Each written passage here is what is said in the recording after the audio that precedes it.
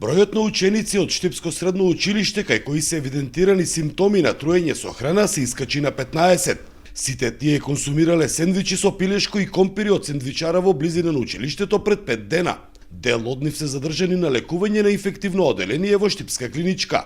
Од Центарот за јавно здравје информираат дека се земени примеруци од инкримираната храна за лабораториски испитувања и брисеви од работните површини, а резултатите ги очекуваат најдоцна до утре.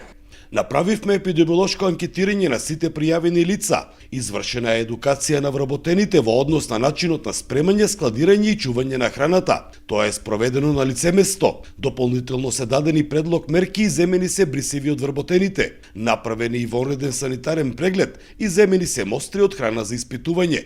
Во текот на денот ќе се изврши и дезинфекција по биолошки индикации и механичко чистење на објектот, информира епидемиолог Светлана Живкова од Центарот за јавно здравје Штип. Сендвичарата е затворена и од Државниот здравствен и санитарен инспекторат и од Агенцијата за храна и ветеринарство. Од агенцијата вчера информираа дека објектот ќе остане под клуч се до потврдување дека е безбеден за вршење на дејноста. За Сител, Трајан Ристовски.